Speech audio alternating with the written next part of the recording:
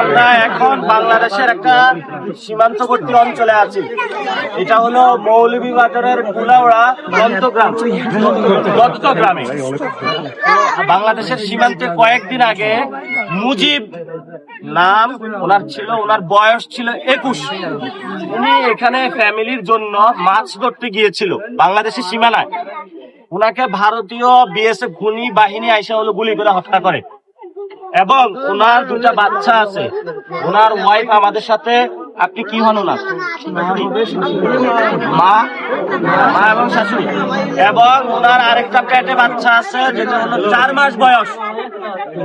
এবং ওনাদের ঘর দেখেন আপনারা, এটা হলো কাঁচা মাটির ঘর। ভারতীয় খুনি বাহিনী তাকে হত্যা করে আমরা এখানে দেখতে এসেছি। আমরা ওনাদের সাথে আছি, এনসিবির পক্ষ থেকে জনাব সার্জিস আলম এসেছেন এবং আজকে আমরা ওনাদের সাথে কথা বলবো। আপনারা একটু ওনার কথাটা নেন, আসলে কি ঘটেছিল সরেজমিনে আপনারা পাবেন।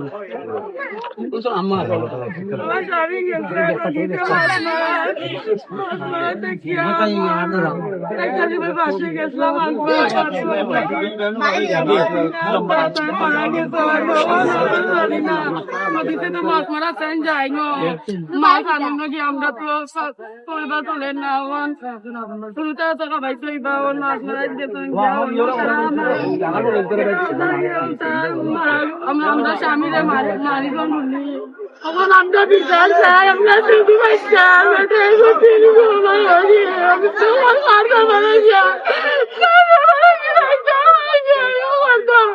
আমার স্বামী মারলা, আমি বিচার চাই, মদিনকে বিচার চাই আপনার আগে।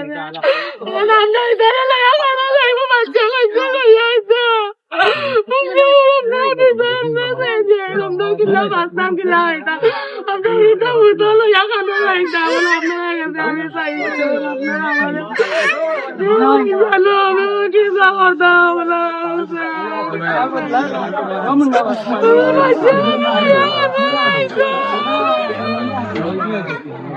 রাত 4টার দিকে হলো মাছ মারতে গেছিল, ওনাকে ভারতীয় বাহিনী এসে হত্যা করে।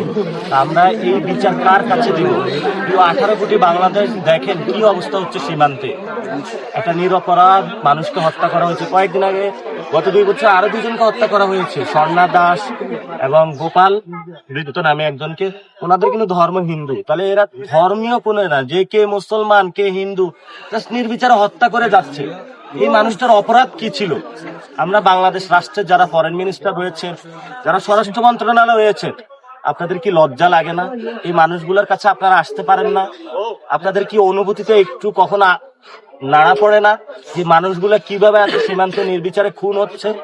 আপনি প্রিয় স্বরাষ্ট্রমন্ত্রী, মাননীয় স্বরাষ্ট্রমন্ত্রী, ফরেন মিনিস্টার, পররাষ্ট্রমন্ত্রী, মাননীয় প্রধানমন্ত্রী, আপনি আজকে এই আমাদের বোনকে কি জবাব দিবেন আপনি? আমরা এটার জবাব চাই। আমরা সীমান্ত হত্যা বন্ধ চাই এবং সাথে সাথে আমরা পুশিং বন্ধ চাই। আমরা এই এলাকায় কর্মসংস্থান চাই।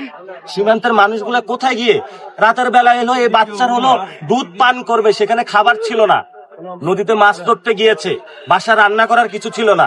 এটাই কি তার অপরাধ? এমন বাংলাদেশ আমরা 71 সালও চাইনি, 90তেও চাইনি, 47ও চাইনি, 24ও চাইনি। আমরা এমন বাংলাদেশ দেখতে চাই না। আমরা পুরো 18 কোটি মানুষকে বলবো, ঢাকা থেকে শুরু করে পুরো বাংলাদেশে আপনারা আন্দোলনে নেমে পড়ুন সীমান্ত হত্যার বিরুদ্ধে। এই মানুষগুলার পাশে দাঁড়ুন। এই মানুষগুলাকে আমাদের রক্ষা করতে হবে। এরা বাংলাদেশের মানুষ, এরা কোনো অন্য দেশের মানুষ নয়। যারা পার্লামেন্টে বসেছেন, একটা নোটিশ দেওয়া হয়েছে যে সীমান্ত হত্যা নিয়ে আলোচনা হবে, পুশিং নিয়ে আলোচনা হবে, সেটা নিয়ে সরকারি দল আলোচনা করতে দেয়নি। আমরা সরকার বুঝি না, কোনো কিছু বুঝি না। সীমান্তবাসী এত গভর্নমেন্ট বুঝে না, কোন দল এনসিপি বুঝে না, জামাত বুঝে না, বিএনপি বুঝে না। এরা বুঝে বাংলাদেশে এরা খেয়ে দেয়ে মানুষ বাঁচতে চায়। আমরা এই বিচার পুরো 18 কোটি মানুষের কাছে দিই। বর্তমানে অনেক অস্থিতিশীল সীমান্তের সুরক্ষা এবং বিজিবির সক্ষমতা বাড়াতে আপনারা কি আমাদের প্রথমত যেটা বিজিবিকে শক্তিশালী করতে হবে। বিজিবির হলো ভালো অস্ত্র শস্ত্র নাই, বিজিবির যে গাড়ি নাই, তারপরে বিজিবি যে রাতের বেলা ডিউটি করবে সেখানে হলো ঘর নাই, রাতের আধারে তাদের বেতন কাঠামো ভালো না। দেখেছেন বেতন কাঠামো, রেশন নিয়ে পিলখানা হত্যাকাণ্ডের মতন বড় হত্যাকাণ্ড ঘটেছে। এই বাহিনীকে শক্তিশালী করতে হবে। স্বরাষ্ট্রমন্ত্রী হলো একটা বক্তব্য দিয়েছে সীমান্ত হত্যা নাকি কিলিং না, এটা আমরা প্রত্যাখ্যান করি।